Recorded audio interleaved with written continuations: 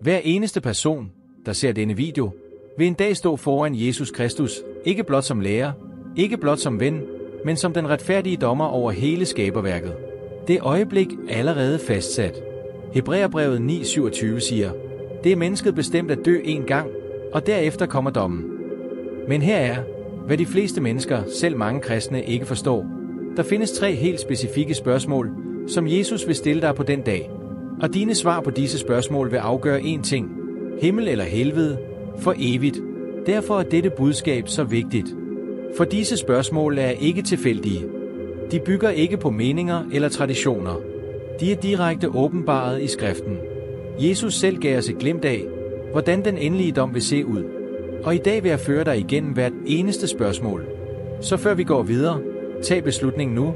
Se denne video helt til ende. Spring den ikke over.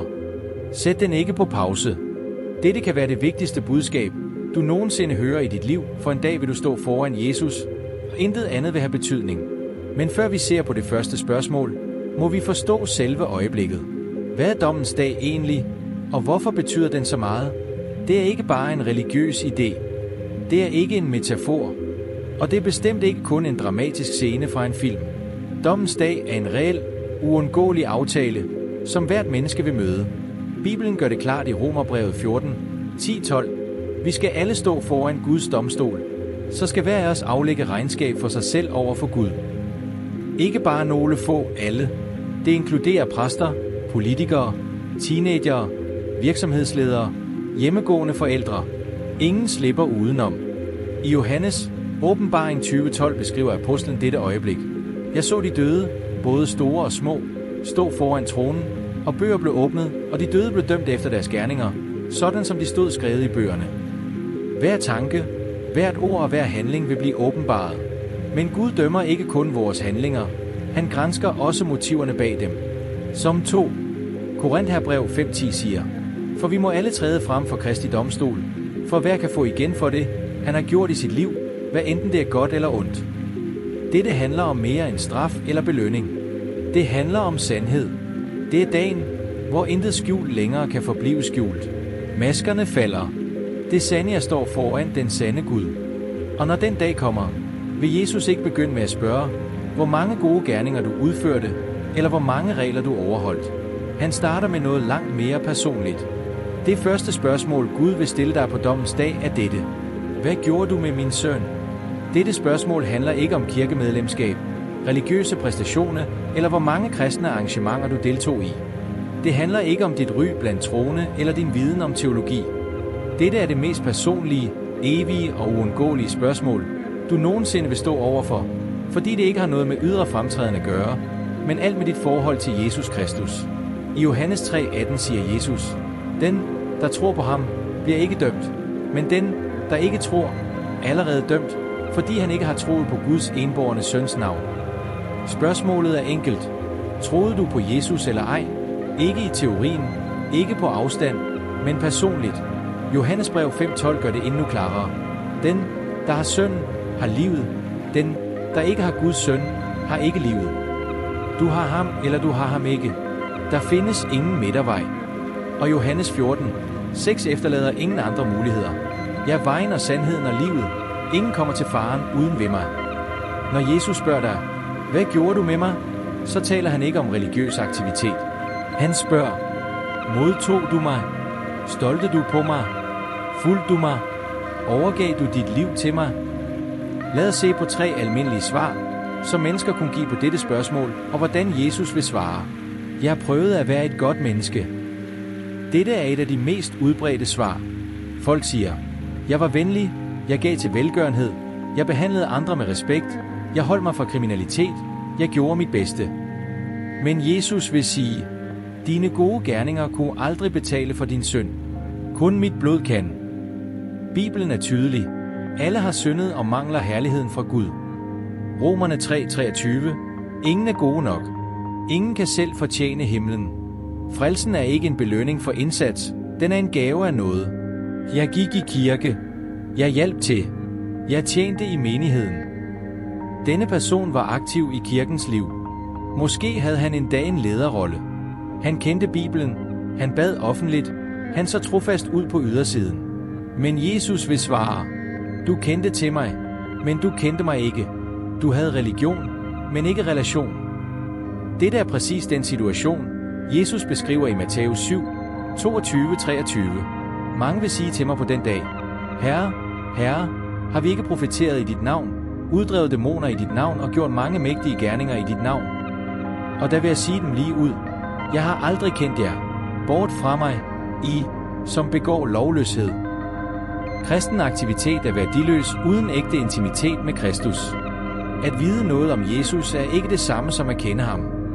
At tjene i hans navn er ikke det samme som at underlægge sig hans herredømme. Jeg tog imod dig som min frelser. Dette er svaret, der bringer glæde i himlen.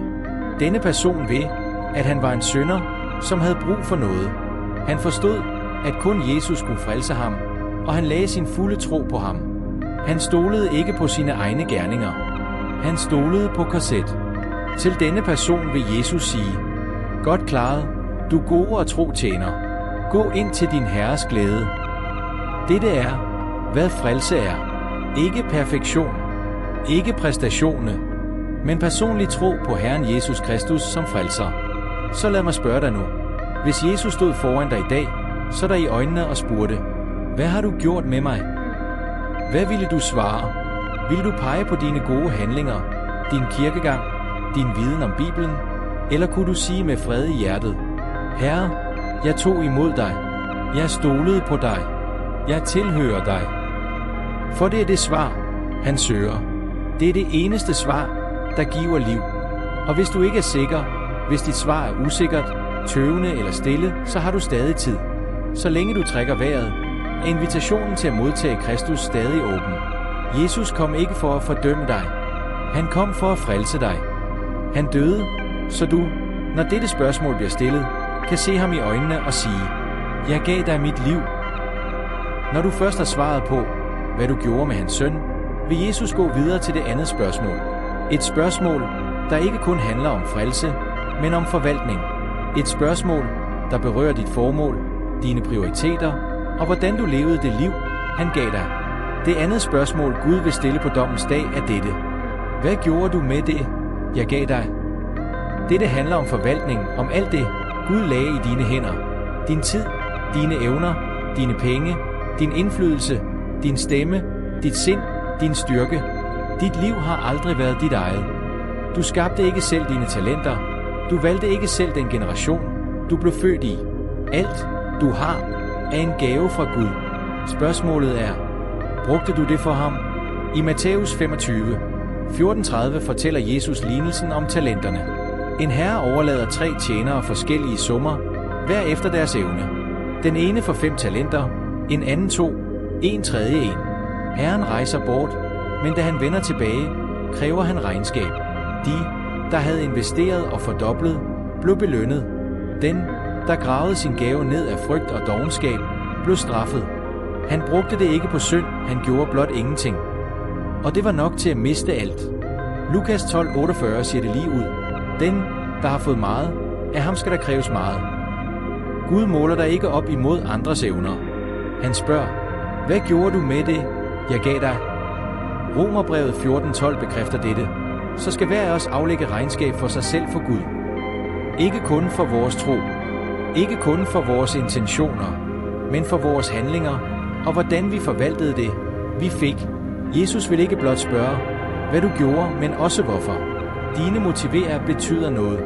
Byggede du hans rige, eller dit eget navn? Jagtede du anerkendelse, eller tjente du i det skjulte? Gud ser ikke kun resultatet. Han ser hjertet bag. Selv små handlinger, der i verdens øjne virker ubetydelige, har evig værdi, når de gøres i trofasthed. Tænk på musikeren, som havde et enestående talent, men aldrig brugte det for Gud. Måske opnåede han succes i verden, men pegede aldrig nogen mod Kristus. Hans gave blev begravet i ambition eller frygt. Hvilken evig indflydelse kunne den have haft? Og så den stille arbejdende person, der aldrig var kendt, aldrig berømt, men hver dag opmuntrede andre, bad med kolleger, viste venlighed mod fremmede og var trofast i det små. Det er sand forvaltning. Det er frugt i Guds øjne.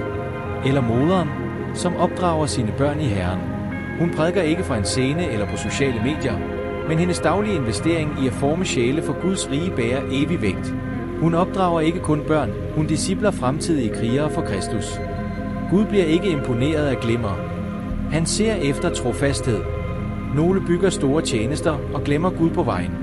Andre lever tilsyneladende almindelige liv, men ryster evigheden, fordi de var tro med det, de havde. Jesus vil ikke spørge, om du havde mest talent. Han vil spørge, om du fordoblede det, han lagde i dine hænder. Investerede du din tid i bøn, i mennesker, i kærlighed, eller spildte du den på at scrolle, se, bekymre dig eller jagte anerkendelse? Mange graver deres gaver nederst. Nogle gør det af frygt for at fejle, frygt for andres mening. Andre er dovenskab, de siger til sig selv, at de vil tjene senere, når de er klar. Andre er selviskhed, de bygger deres eget brand i stedet for at fremme evangeliet. Men på dommens dag findes der ingen undskyldninger. Herren vil vende tilbage og spørge efter frugt. Så lad mig spørge dig nu. Mangedobler du det, Gud har givet dig, eller begraver du det i frygt, dovenskab eller selvoptagethed? Venter du på det perfekte tidspunkt til at tjene Gud, eller bruger du det, du har, allerede nu? For du behøver ingen platform for at være trofast.